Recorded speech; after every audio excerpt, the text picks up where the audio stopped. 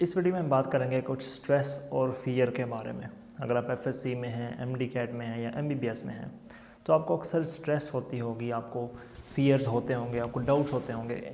हम इन चीज़ों के बारे में बात करेंगे कि इन चीज़ों का क्या सोल्यूशन है, क्या करना चाहिए इनके बारे में। लेकिन उससे पहले मैं आपसे क्वेश्चन करूँगा कि क्या आप एक स्ट्रेस फ्री और केयर फ्री लाइफ चाहते हैं? तो शायद आप में से कुछ बहुत क्विकली ये आंसर करें कि हाँ हम चाहते हैं। तो उसके लिए आपको क्या करना पड़ेगा कि आप जो कुछ भी अभी कर रहे हैं, जिसके बारे में आप अनसर्टेन हैं, जिसके बारे में आप इतना श्योर नहीं हैं, और जो आप कोई मुश्किल चीज़ है, कोई बड़ा ड्रीम है, आप डॉक्टर बनना चाहते हैं, आप कुछ पोजीशन हासिल करना चाहते हैं या कुछ भी, आप सब कुछ गिव अप कर दें। अपनी रिलेशनशिप्स, अपनी फैमिली, अपने पेरेंट्स की एक्सपेक्टेशंस, आप सब कुछ से आप मतलब बरीउज़्ज़मा हो जाएं, और तब जाके आप बिल्कुल यानी कि स्ट्रेस फ्री और केयर फ्री हो जाएंगे। लेकिन आप में से कोई भी इस चीज़ को एक्सेप्ट नहीं करेगा, वो कहेगा यार ज़ीशान भाई ये क्या सोल्यूशन हो, ये तो कोई सोल्यूशन ना हुआ। अब जो हमारी जनरल अजम्पशन है स्ट्रेस और फियर के बारे में, वो ये बन चुकी है कि ये कोई ऐसी चीज़ है कि जो हमें नुकसान पहुंचाना चाहती है। हम कोई हमारे एनिमीज़ हैं, ठीक है, कोई बड़े मतलब मसले हैं, कोई बीमारियां हैं, ठीक है। इस तरह का हमारा मतलब एक कंसेप्ट है स्ट्रेस और फियर के बारे में, कि जैसे ही हमें मतलब अपनी रेस ऑफ लाइफ में पीछे कर रहे हैं।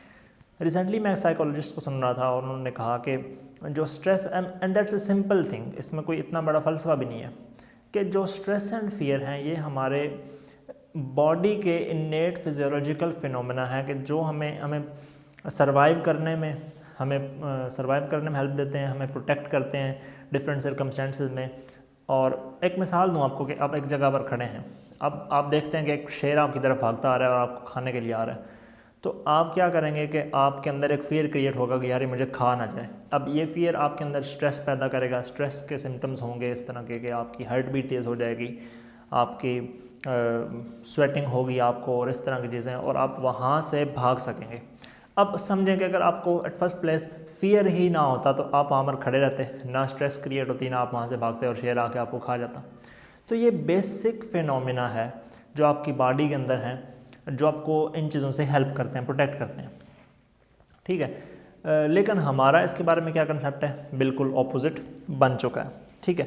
तो एक चीज़ आप ये भी समझ लें कि there is no concept of fearless और स्ट्रेस फ्री लाइफ, ठीक है। जब भी आप कुछ बड़ा करने की कोशिश करते हैं तो आपके साथ यानी कि स्ट्रेस भी आती है और उसके साथ फियर भी आता है, ठीक है।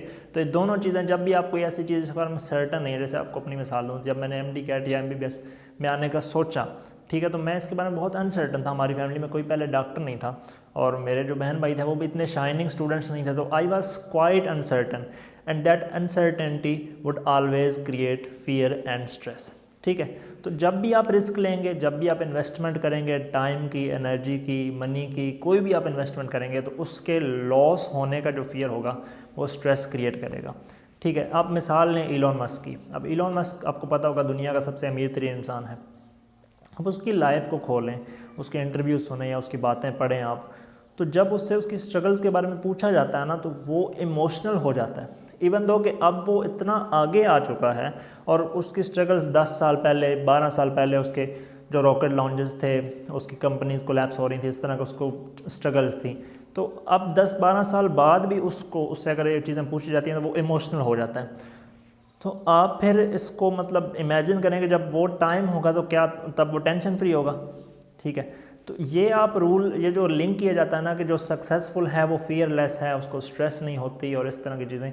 और अगर ये ऐसी चीज़ होती है कि जो स्ट्रेस वगैरह कि आपको आपकी रेस में पीछे करती होती है, या आपको मतलब डीमोटिवेट करती होती है, या आपकी प्रोडक्टिविटी को कम करती होती है, एफिशिएंसी को कम करती होती है, तो फिर इतना बड़ा बंदा इतनी स्ट्रेस के साथ यहाँ तक कैसे पहुँचता दुनियावी एतबार से। कि अगर स्ट्रेस ऐसी चीज़ होती है कि जो बंदे को अपने एम्स को अचीव करने में रुकावट होती है, जो हम समझ रहे हैं कि कोई ऐसी रुकावट है, तो फिर इलॉन मस्क यहाँ तक कैसे पहुँचता। हालांकि वो तो कहता है कि मुझे बहुत ज़्यादा स्ट्रेस होती थी, मुझे बहुत ज़्यादा फियर होता था, ठीक है, और रोने लग पड़ते हैं, ठीक है। आप उसके इंटरव्यूज़ देखें। इसी तरह जो एमडी कैट है, ये अगरचे इतना बड़ा एम नहीं है जितना इलोन मस्क के एम्स थे, लेकिन फिर भी एक डिफ़िकल्ट चीज़ है। जैसे आप देखते हैं कि विद टाइम आपको मतलब बहुत ज़्यादा हार्ड वर्क करना पड़ता है, 12-14 घंटे आपको कभी कभी पढ़ना पड़ जाता है, कभी इससे भी ज़्यादा ऊपर जाना पड़ता है। बहुत ज़्यादा कंपटीशन है, बहुत ज़्यादा इसमें टफ़ लोग आ रहे हैं। और अगर कोई एवरेज स्टूडेंट हो या थोड़ा सा एवरेज से ऊपर, जैसे मैं था, इतना मतलब एक्सीलेंट शाइनिंग स्टूडेंट नहीं था, तो ऐसे लोगों के लिए मज़ीद ज़्यादा स्ट्रगल करनी पड़ती है। तो ये भी एक ऐसी चीज़ है कि जिसमें आप एक बड़े एम के लिए एस्पायर कर रहे हैं। तो जैसे मैंने पहले बताया कि जितना बड़ा एम होगा, अब एक बंदे ने 1 साल लगाया है रिपीट ईयर में, ठीक है, या 2 साल लगाए हैं, तो उसका फियर तो होगा ना, उसको अपने टाइम को मतलब वेस्ट करने का या इस तरह की चीज़ें। अब आप कहेंगे नहीं, हम सेल्फ़ मोटिवेशन के साथ भी तो कर सकते हैं, मतलब तो सेल्फ़ मोटिवेशन क्या है? सेल्फ़ मोटिवेशन को आप कैसे डिफ़ाइन करेंगे कि कोई चीज़ है जिससे आप यानी कि जिसको आप हासिल करना चाहते हैं, you love something, you want to get it, और फिर आप उसकी तरफ ड्राइव होंगे। तो एट फर्स्ट प्लेस चूँकि आपको ये चीज़ बहुत पसंद है, आप इसको हासिल करना चाहते हैं, तो एट द सेम टाइम आपको फियर भी होगा कि अगर आप इसको हासिल ना कर सकेंगे तो फिर क्या होगा, and that fear would create stress. So stress and fear are unavoidable in nearly all situations, ठीक है। उसके बाद आप देखें कि अगर आप मुझसे पूछें कि वो कौन सी चीज़ें थी जिन्होंने मुझे हेल्प की मेरा एडमिशन होने में, तो मैं शायद जो टॉप प्रायोरिटी की लिस्ट होगी ना, टॉप लिस्ट होगी, उसमें स्ट्रेस और फियर को कहीं टॉप में ही रखूँगा, ठीक है। उसकी वजह यह है कि आप देखें ना, जैसे मैंने पहले डिस्क्राइब किया कि what will drive you to study for 14 and 16 hours, वो स्ट्रेस और फियर ही है, ठीक है। अब देखें, जैसे मैंने अपनी फ़िज़िक्स को देखा, ठीक है, और मुझे लगा यार फिज़िक्स तो बड़ी वीक है। अब फियर यहाँ पर आएगा और फियर मुझे बताएगा कि यार ये तुम्हारी जो फिज़िक्स है ना, ठीक है, अगर इतनी ही वीक रही तुम्हारा एडमिशन नहीं होगा, ठीक है। फिर साथ में स्ट्रेस भी आएगी, वो कहेगी हाँ चलो ठीक है, अब तुम ज़ोर लगाओ, ठीक है, तुम पुश करो, अपने आप को स्ट्रेच करो, ठीक है, और इस प्रॉब्लम को सॉल्व करो। अगर एट फर्स्ट प्लेस मुझे फियर, आप इस चीज़ को समझ लें कि जो भी बड़े बड़े टॉपर्स हैं, पोजीशन होल्डर्स हैं, उनसे आप जाके पूछ लें कि क्या आप फियरलेस लाइफ गुजारते हैं, क्या आपको कभी एग्ज़ाम से पहले टेंशन नहीं होती, क्या आपको कभी पेपर की टेंशन नहीं होती, क्या आपको कभी फेल होने का डर नहीं होता या कम मार्क्स आने का डर नहीं होता। तो आपको हर कोई बताएगा कि हाँ होता है, और ये डर ही होता है कि जो उनको यहाँ तक पहुँचाता है। अगर कोई किसी को डर ना हो, किसी को कोई टेंशन ना हो कि मेरा टाइम ना वेस्ट हो, एनर्जी ना वेस्ट हो, तो वो कुछ भी ना कर पाए, ठीक है। इसको आप स्ट्रेस और फियर को आप इस तरह समझें कि ये कोई टीचर्स हैं या फिर ये कोई मेडिसिन हैं। ऐसे टीचर्स हैं कि जिनका एटीट्यूड है ना थोड़ा सा वो रफ़ है, लेकिन दे फ़ायदे ही रहे हैं आपको, यानी कि वो आपको समझा रहे हैं कि इस तरफ जाओ, इस तरफ जाओ, ये तुम्हारी डेस्टिनेशन है, तुमने इस तरफ जाना है, लेकिन उनका जो अंदाज़ है ना बात करने का वो थोड़ा सा रूड है। ये मैं समझता हूँ कि it is not that pleasant, feelings of fear and stress are not pleasant, ये बात ज़रूर है, ठीक है, but in the long run they are beneficial. या आप मेडिसिन की मिसाल लें, और मेडिसिन होती हैं कड़वी होती हैं लेकिन आपको फ़ायदा पहुंचाती हैं। हाँ, यहाँ पर एक चीज़ है कि आपको इनके साथ बैठ कर, जैसे हमने एक चीज़ स्टैब्लिश की कि ये आपके फ्रेंड्स हैं, ठीक है, आपने इनके साथ बैठना है, इनके साथ कन्वर्सेशन करनी है, आपने इनको बताना है कि हाँ इन चीज़ों से मुझे डर है, इन चीज़ों से मुझे स्ट्रेस है, इन चीज़ों को मैंने स्ट्रेस लेनी है, इनकी नहीं लेनी। जैसे आपने कोई बड़ा एम अचीव करना है, आप कहते हैं मैंने MD कैट क्रैक करना है, तो आप इनके साथ कन्वर्सेशन करें कि हाँ मुझे इस चीज़ का डर है, ठीक है, कि मैं MD कैट फेल ना कर दूं या मैं अपना रिपीट ईयर ज़ाया ना कर दूं, मुझे इस चीज़ के लिए ड्राइव करो। लेकिन मुझे सोसाइटी की जजमेंट्स का डर नहीं है, ठीक है, मुझे ये नहीं है कि मतलब लोग क्या कहेंगे, ठीक है, मुझे अनड्यू जजमेंट्स का डर नहीं होना चाहिए, मुझे इस तरह के इनके जो कॉम्प्लेक्सेस हैं वो नहीं होने, इन्फीरियरिटी कॉम्प्लेक्स ना हो, ठीक है, मुझे ये ना हो कि लोग मेरे बारे में क्या सोचेंगे, या इस तरह के जो फियर्स हैं ना वो आप में ना हो। यानी कि you have to train them ताकि ये आपको सही डायरेक्शन में ड्राइव करें। अब कुछ लोगों के जो फियर होते हैं वो बहुत ज़्यादा अनड्यू होते हैं और इतना ज़्यादा वो फियर उनका बढ़ जाता है कि वो बैठ जाते हैं कि भाई हमने।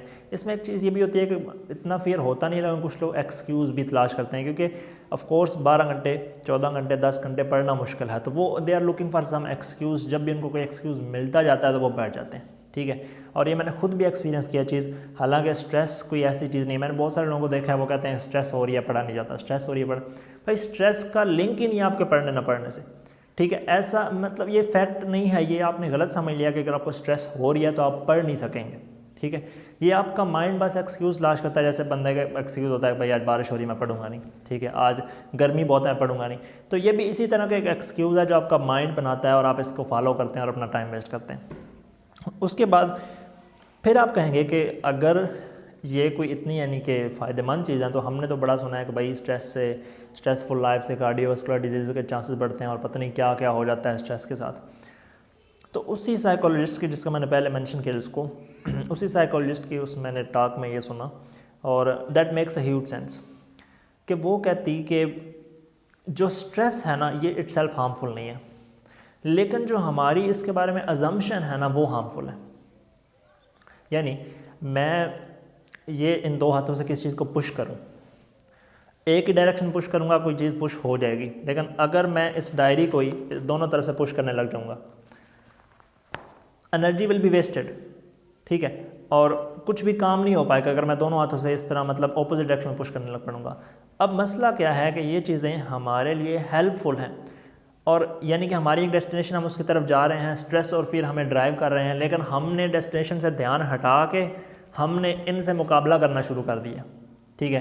We search things like how to eradicate stress, how to get rid of stress, how to fight stress. ये कंसेप्ट इतने फ्रूटफुल नहीं है, ये थ्योरी जो है ना इतनी फ्रूटफुल नहीं है जितनी ये थ्योरी जो मैं आपको बता रहा हूँ, जो मैंने सुनी है, ये फ्रूटफुल है। यानी कि you don't have to bother about them, ठीक है, they are there to help you, they are there to drive you, and I can say this with confidence as I have told earlier कि stress और fear ने बहुत role play किया मेरी destination को मैंने जो हासिल किया उसमें, ठीक है। तो मसला क्या है कि you are stressing about stress, you are bothering too much about it, you are worrying too much about it. हालांकि इसकी ज़रूरत नहीं है, आप अपनी डायरेक्शन में जाएं, ये चीज़ें आपको फ़ायदा देंगे, नुकसान नहीं देंगे। आप there is stress, there is fear, इसका मतलब है कि आप सीरियस हैं, यू आर रिस्पॉन्सिबल।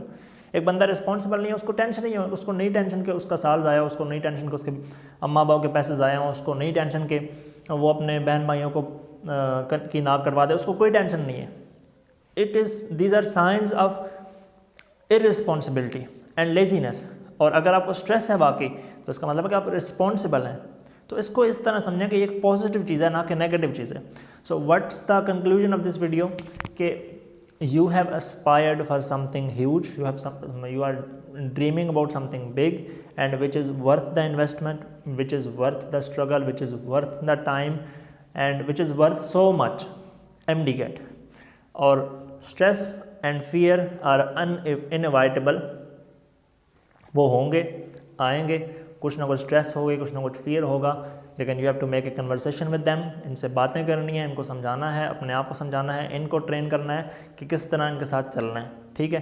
अनड्यू चीज़ों की स्ट्रेस लेने की ज़रूरत नहीं है, ये आपकी ट्रेनिंग है। आप जब इन चीज़ों को समझने लगेंगे ना, आपको समझ आएगी कि यार अगर 50,000 बंदा भी बाहर खड़े होकर मेरे बारे में कोई गलत ओपिनियन रखता है और मैं ठीक हूँ अगर, तो उनका सिर्फ ओपिनियन, वो कुछ भी नहीं मेरा बिगाड़ रहा, ठीक है। जबकि हम उनके ओपिनियन से डर रहे होते हैं। अब एक बंदा अपने जहन में जो कुछ मेरे बारे में सोच रहा हो, मुझे कोई फ़र्क नहीं पड़ता, वो मेरा कोई नुकसान कर ही नहीं सकता। तो आप इस तरह समझें कि जो चीज़ें जिनके ज़रूरी है, जो और MDCAT, अगर इसके लिए आपको स्ट्रेस और फियर है, आपको इसके बारे में बॉदर करने की ज़रूरत नहीं है। ये बिल्कुल जस्टिफाइड स्ट्रेस और फियर है, और इंशाल्लाह ये चीज़ें आपको हेल्प ही करेंगी, नुकसान नहीं देंगी। बस आप इनके बारे में बॉदर करना छोड़ दें।